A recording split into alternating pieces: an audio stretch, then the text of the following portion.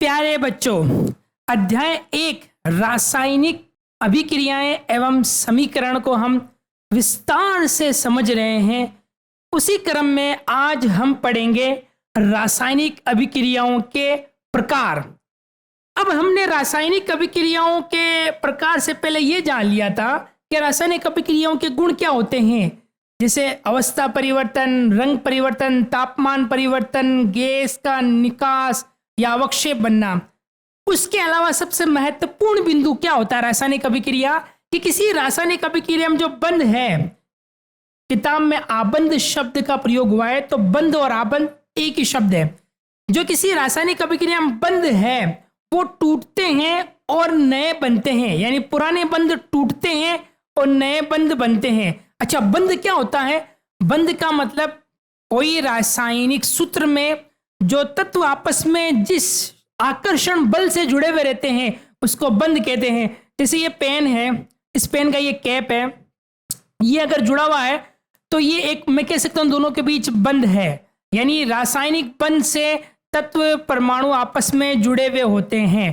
तो रासायनिक अभिक्रिया में बंध टूटते हैं और बनते हैं, ये मुख्य रूप से होता है, यानी ये बिंदु रासायनिक अभिक्रियाओं का मुख्य बिंदु है। अगर एक और बिंदु की बात करें तो रासायनिक अभिक्रिया में किसी तत्व का जो परमाणु है वो किसी दूसरे तत्व के परमाणु में नहीं बदलता।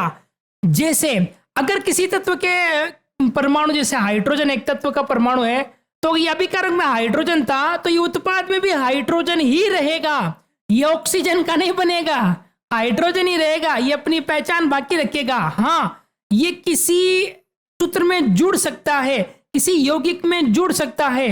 यौगिक जानेंगे क्या होता है, आप घबराइए नहीं। जैसे अगर एक और एग्जांपल है, ऑक्सीजन अगर अभिकारक में कोई परमाणु है, इसकी संख्या 2 मान लो, 3 मान लो या जो भी है, तो वो परमाणु अगर अलग अलग किसी में जुड़ेंगे तो उसका प्रतीक O ही रहेगा। अगर 2 जगह जुड़ेंगे तो O, यानी किसी तत्व का परमाणु वही रहता है, वह किसी दूसरे तत्व के परमाणु में नहीं बदलता। ऑक्सीजन जाके यहाँ पर ये हाइड्रोजन में नहीं बदल जाएगा, ऐसा नहीं होगा कि ऑक्सीजन का परमाणु हाइड्रोजन बदल जाए या हाइड्रोजन का परमाणु ऑक्सीजन में बदल जाए।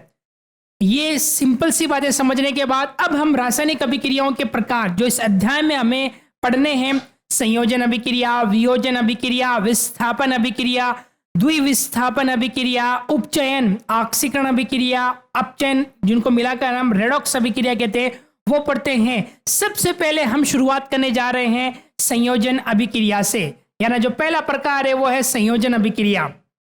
संयोजन अभिक्रिया समझने से पहले संयोजन शब्द पे हम गौर करते हैं। संयोजन का मतलब होता है जुड़ना, योग होना, किसी चीज का मिल जाना, यह कहलाता है संयोजन।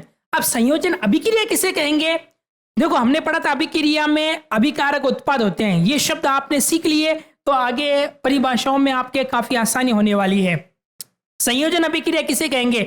जब 2 या 2 से अधिक, मैंने सरल परिभाषा लिख दी है, बहुत आसान, 2 या अधिक यानी 3, 4 जितने भी अभिकारक हैं, जितने भी अभिकारक हैं वो सब मिलकर केवल क्या बनाएंगे? एक ही उत्पाद।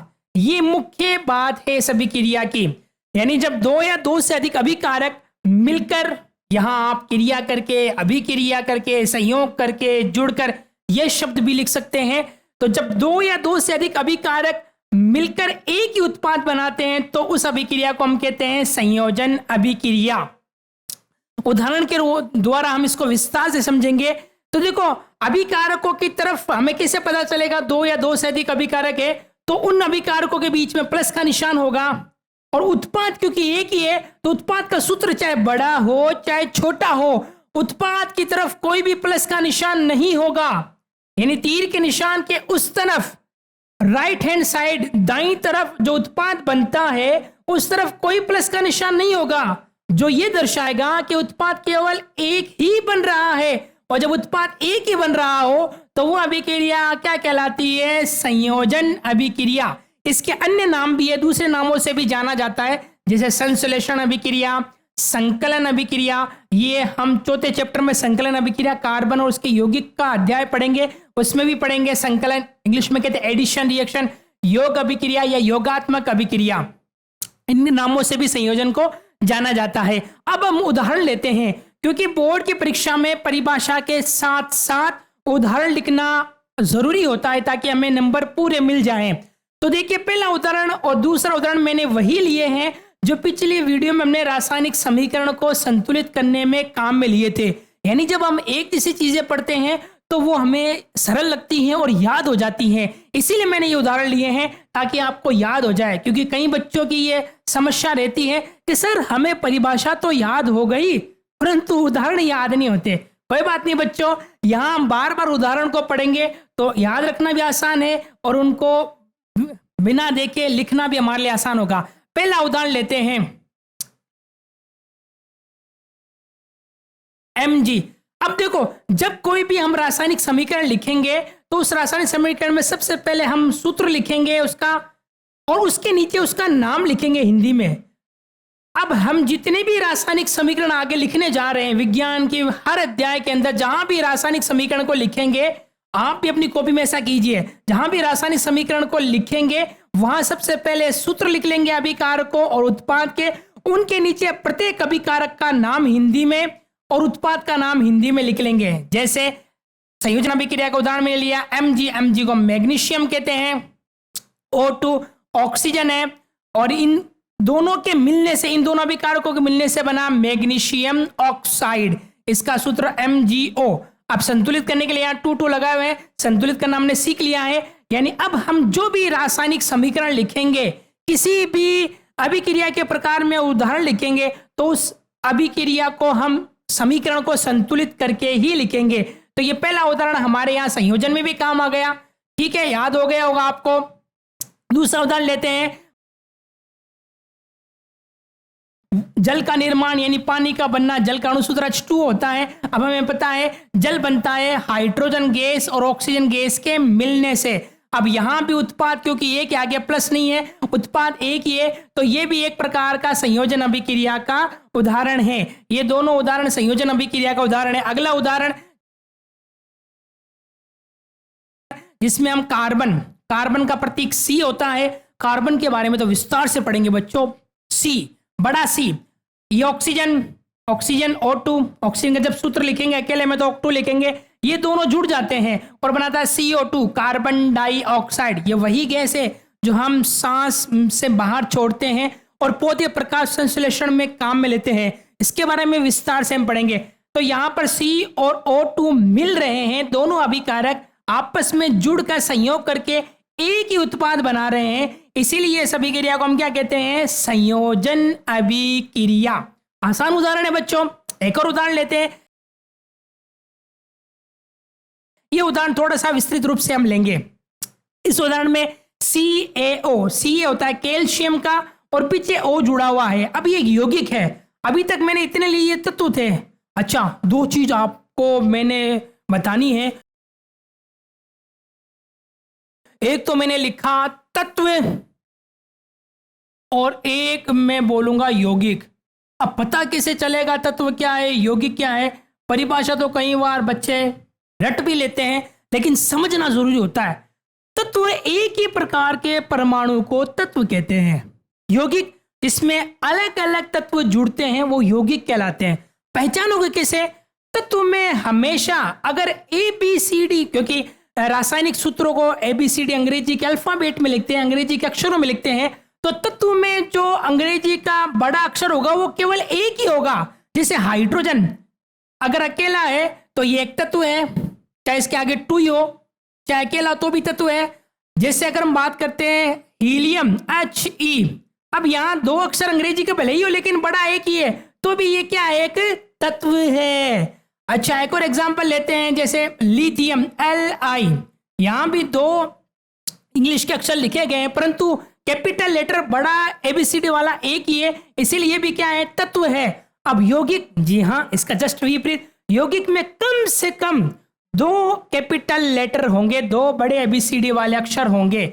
जैसे हम बात करते हैं जल H2O, अब यहां पर ये O भी बड़ा है, H भी बड़ा है, इसका मतलब ये क्या है, एक यौगिक है। और एग्जाम्पल हम ले सकते हैं, जैसे हमने MgO लिया, मैं वही एग्जाम्पल ले रहा हूं जो हमने पढ़ लिया, MgO जिसका नाम होता है मैग्नीशियम ऑक्साइड। किसी के पीछे O लग जाए उसको ऑक्साइड कहते हैं। जैसे जल का भी रासायनिक नाम हाइड्रोजन ऑक्साइड है, आम भाषा में इसको जल कहते हैं। तो जल की तरह MgO मैग्नीशियम ऑक्साइड यह भी एक यौगिक है। क्यों? क्योंकि ये रहा M बड़ा G छोटा, कोई बात नहीं, ये एक ही तत्व है, लेकिन इसके साथ ये O बड़ा, यानी दो तत्व हो गए। दो या दो से अधिक जब तत्व मिल जाते हैं तो वो क्या कहलाता है? यौगिक। आगे जाके हम एक और सूत्र पढ़ेंगे, वो ये ले लेते हैं Ca। अब बड़ा है छोटा तो एक तत्व, CaC ये कार्बन, ये बड़ा ऑक्सीजन, C के बराबर आप लिखिए ऑक्सीजन को, ये 3। यहां पर एक तत्व, दो तत्व, तीन तत्व मिलके तो भी यौगिक है, इसको कहते हैं कैल्शियम कार्बोनेट। अभी इसके बारे में हम पढ़ेंगे। तो तत्व और यौगिक के बारे में आपकी जो समस्या थी वो दूर हो गई। आप अब देख कर पहचान सकते हैं तत्व है या यौगिक है। जैसे इधर वाले ये सारे तत्व हैं और इधर वाले जो उत्पाद बन रहे हैं वो सारे क्या हैं? यौगिक है। अच्छा, इस चौथे वाले उदाहरण के अंदर अगर मैं बात करूं, CaO ये एक प्रकार का क्या है? यौगिक है। इसका नाम है कैल्शियम ऑक्साइड। अब देखो, कई रसायनों के सामान्य नाम भी होते हैं। तो कैल्शियम ऑक्साइड का एक सामान्य बोलचाल की भाषा में नाम है बिना बुझा हुआ चूना, आम भाषा में चूना। पुराने समय में मकानों का निर्माण में चूने का बहुत ज्यादा प्रयोग होता था, आज भी कई जगह होता है, लेकिन अब इसकी जगह सीमेंट ने ले ली है। तो चूने के बारे में हम विस्तार से पढ़ेंगे। तो ये प्रश्न भी कई बार बोर्ड में पूछ लिया जाता है कि बिना बुझे हुए चूने का सूत्र लिखिए। तो CaO calcium oxide, calcium oxide इसका रासायनिक नाम है। तो कैल्शियम ऑक्साइड जब जल से अभिक्रिया करता है, जल का अणु सूत्र H2O होता है। अब यहां दोनों यौगिकों के बीच अभिक्रिया हो रही है, ठीक है। ये दोनों अभिकारक यौगिक हैं। दोनों अभिकारक जब क्रिया करते हैं तो बनाते हैं Ca। ये कोष्टक है बच्चों, क्योंकि OH पूरा यहां पर 2 के रूप में। तो जब कोष्टक का 2 मैंने ऐसे लिखा तो इसको पढ़ने के रूप में कैसे पढ़ते हैं? CaOH का होल ट्वाइस, होल मतलब पूरा, ट्वाइस मतलब 2, यानी CaOH का होल ट्वाइस इसको पढ़ेंगे। इंग्लिश में थोड़ा सा यूज करना आपको सीखना होगा। तो ये CaOH का होल ट्वाइस, इसको इसका रासायनिक नाम है कैल्शियम हाइड्रोक्साइड, और इसका आम बोलचाल की सामान्य भाषा में नाम है बिना बुझा हुआ चूना। बिना बुझा हुआ तो CaO, जब ये जल से मिल गया, जल से इसकी अभिक्रिया हो गई तो ये बुझ गया। अब इसमें पानी मिल गया, पानी मिलने से कोई चीज बुझ जाती है, जैसे आग में पानी डालने से आग बुझ जाती है, वैसे कैल्शियम ऑक्साइड बिना बुझे हुए चूने में जब जल मिल जाता है तो वो हो जाता है बुझा हुआ चूना, कैल्शियम हाइड्रोक्साइड। बुझे हुए चूने का सूत्र हो गया कैल्शियम हाइड्रोक्साइड। याद कैसे रखोगे आप? अगर हाइड्रोजन है और ऑक्सीजन के साथ है तो जल मिल गया, इसका मतलब ये है बुझ चुका है। और जब इसमें हाइड्रोजन नहीं है तो बिना बुझा हुआ चूना है। तो ये बोर्ड में सीधा प्रश्न इनके सूत्र के अनुसार ही पूछा जा सकता है। अब ये रासायनिक समीकरण एक विशेष समीकरण है। इसमें क्या होता है, अगर जिसे हम बात करते हैं, बीकर मैंने ले लिया, यहां पर उसमें पानी लिया मैंने। अगर मैं पानी में चूना डालता हूं, चूने के ठोस रूप में होता है, और ये मैंने चूना डाला, तो बिना बुझा चूना डालने से ही एक तो इसमें बुलबुले उठेंगे और छू की आवाज आएगी, जिससे कोई चीज गर्म हो रही है। तो यहां पर ये जब चूना, बिना बुझा हुआ चूने की बात हो रही है यहां पर, जिसका सूत्र क्या होता है? CaO, पानी में मिलाया जाता है तो ये पानी गर्म हो जाता है। इसका विलयन, किसी चीज को पानी मिलाने पर मुख्य रूप से उसका विलयन बन जाता है, तो जलीय विलयन। ये थोड़ा सा अगर हम इसके टच करेंगे तो ये हो जाएगा गर्म। गर्म क्यों हुआ? क्योंकि इस अभिक्रिया के अंदर ये जल है। गर्म इसलिए हुआ क्योंकि इस अभिक्रिया में ऊष्मा निकली, गर्मी निकली, यानी संयोजन अभिक्रिया के साथ साथ इस अभिक्रिया में ऊष्मा भी निकलती है। तो जिन रासायनिक अभिक्रियाओं में ऊष्मा निकलती है उनको हम कहते हैं ऊष्माक्षेपी अभिक्रिया। इसकी पूरी विस्तार से हम पढ़ेंगे, क्योंकि इस अभिक्रिया में ऊष्मा निकल रही है। तो ऊष्माक्षेपी अभिक्रियाओं की परिभाषा क्या होगी? जिन अभिक्रियाओं के होने पर ऊष्मा बाहर निकलती है उन्हें हम क्या कहते हैं? ऊष्माक्षेपी अभिक्रिया। अर्थात ये अभिक्रिया एक संयोजन अभिक्रिया का उदाहरण भी है और साथ ही साथ ऊष्माक्षेपी अभिक्रिया का भी उदाहरण है। वैसे अधिकांश जो संयोजन अभिक्रियाएं होती हैं वो मुख्य रूप से ऊष्माक्षेपी अभिक्रिया होती हैं। जैसे यहाँ पर ये ऑक्सीजन के साथ क्रिया कर रही हैं, ऑक्सीजन के साथ क्रिया करने को आम भाषा में जलना भी कहते हैं, दहन करना भी कहते हैं। लेकिन जब धीरे धीरे होती है तो उसमें आग की लपट वगैरह से नजर नहीं आती, तो यहां भी ऊष्मा निकलती है। तो ये भी ऊष्माक्षेपी, ये भी ऊष्माक्षेपी, ये भी ऊष्माक्षेपी, ये भी ऊष्माक्षेपी है। यानी ये सारी अभिक्रिया संयोजन के साथ साथ ऊष्माक्षेपी अभिक्रियाओं का भी उदाहरण है। अच्छा, इस ऊष्माक्षेपी अभिक्रियाओं की परिभाषा ऐसा भी लिख सकते हैं हम कि जब किसी रासायनिक अभिक्रिया में उत्पाद के साथ ऊष्मा निकलती है तो उसे ऊष्माक्षेपी अभिक्रिया कहते हैं। ऊष्माक्षेपी अभिक्रियाओं का और उदाहरण हम ले सकते हैं, बाद में देखेंगे। इस अभिक्रिया को और विस्तार के रूप में जानते हैं। अच्छा, पानी में जब चूना चला गया तो ये अब हमारे लिए एक विलयन तैयार हो गया। इसी जलीय विलयन का उपयोग किया जाता है दीवारों पर पुताई करने, सफेदी करने, या किन्हीं इलाकों में बोला जाता है कली करने, मारवाड़ी में शुद्ध बोले कली करने के लिए, व्हाइट वॉशिंग करने के लिए दीवारों पर। तो ये पानी के बड़े बड़े बर्तनों में या टैंकरों के अंदर पानी में चूना मिलाकर चूने का विलयन तैयार किया जाता है। फिर दीवारों पर उसका पेंट ब्रश से उसका पुताई की जाती है, सफेदी की जाती है। तो ये अभिक्रिया में जो तैयार कैल्शियम हाइड्रोक्साइड हुआ है, बुझा हुआ चूना, उसका उपयोग किसमें किया जाता है? दीवारों पर सफेदी करने में। तो ये सीधा प्रश्न भी आ सकता है, दीवारों पर सफेदी करने में किसका उपयोग होता है? चूने के विलयन यानी कैल्शियम हाइड्रोक्साइड का विलयन का उपयोग होता है। अब इसमें होता क्या है, सफेदी जब कर दी तो सफेदी करने के 2-3 दिन बाद एक धीमी प्रक्रिया चलती रहती है जिसमें कैल्शियम हाइड्रोक्साइड जो दीवारों पर पूता गया है, सफेदी की गई है, वो वायुमंडल में कार्बन डाइऑक्साइड गैस उपस्थित होती है। वायुमंडल में ऑक्सीजन, नाइट्रोजन के साथ कार्बन डाइऑक्साइड भी तीसरी सर्वाधिक पाई जाने वाली गैस है। तो ये कार्बन डाइऑक्साइड गैस क्या करती है? इस कैल्शियम हाइड्रोक्साइड से जुड़ती है, मिलती है, क्रिया करती है, तो फिर क्या बनता है? Calcium carbonate. अब ये कैल्शियम कार्बोनेट की एक पतली पर दीवार पर चढ़ जाती है और इसकी वजह से दीवारों पर आ जाती है चमक। जैसे ये वीडियो आप पूरा देखकर आपके दिमाग में आ जाएगी एक चमक, क्योंकि आपको समझ में आ रहा होगा। तो चेहरे पर चमक आना ये भी अच्छा है, और यहाँ पर दीवारों पर चमक आने की वजह से वो अच्छी दिखती हैं, उनमें दिखने में वो अच्छा नजर आता है। तो ये अभिक्रिया भी हम लिख सकते हैं। अब यहाँ पर क्या हुआ? कैल्शियम हाइड्रोक्साइड जो दीवारों पर लगाई गई है वो किससे क्रिया करती है बच्चों? कार्बन डाइऑक्साइड से। दोनों चीजें हमने लिख ली, ये तो हमने पहले सीख लिया था, कार्बन डाइऑक्साइड सूत्र में आता था। अब बना के इस अभिक्रिया में कैल्शियम कार्बोनेट। कैल्शियम कार्बोनेट का सूत्र होता है CaCO3। ठीक है, यहां पर C और O का बराबर हम आकार लिखेंगे, O छोटा नहीं लिखेंगे। इस सूत्र को ऐसे नहीं लिखेंगे, कई बच्चे गलती करते हैं, O को छोटा कर देते हैं। तो ये तरीका क्या है? गलत है, एकदम बिल्कुल रॉन्ग है। CO समान आकार से लिखा जाएगा। तो कैल्शियम कार्बोनेट जो बनना है, इसके कारण दीवारों का रंग क्या हो गया? चमकदार हो गया, चमकदार सफेद हो गया। साथ में जल भी बनता है जो भाप बन के बाहर निकलता रहता है। अच्छा, आपको पता है कैल्शियम कार्बोनेट मार्बल का भी, संगमरमर का भी सूत्र होता है। संगमरमर जिसको हम कहते हैं मार्बल इंग्लिश में, इसका सूत्र भी क्या होता है बच्चों? CaCO3 रासायनिक रूप से। तो संगमरमर का सूत्र भी इसमें हमने पढ़ लिया। अब हम जहां से वीडियो बना रहे हैं, मकराना शहर जो विश्व की मार्बल नगरी के रूप में जानी जाती है, मार्बल सिटी के रूप में जानी जाती है, इसीलिए हमने अपने चैनल का नाम भी हमारे शहर के उपनाम मार्बल सिटी के आधार पर रखा है, मार्बल्स लर्निंग। हाँ प्यारे बच्चों, तो मार्बल का यानी संगमरमर का सूत्र क्या हो गया? CaCO3।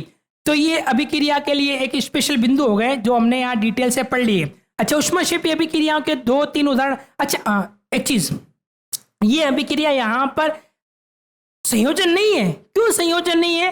क्योंकि यहाँ पर प्लस के साथ एक और उत्पाद का नाम लिखा हुआ है। तो ये अभिक्रिया संयोजन अभिक्रिया का उदाहरण नहीं है। हाँ, इसका हमने विस्तार यहाँ पर पढ़ा है, लेकिन ये संयोजन अभिक्रिया के उदाहरण में नहीं लिखा जाएगा। ठीक है बच्चों। अब ऊष्माक्षेपी अभिक्रिया जो हमने पढ़ा था कि जिस अभिक्रिया में ऊष्मा बाहर निकलती है ऊष्माक्षेपी अभिक्रिया कहते हैं।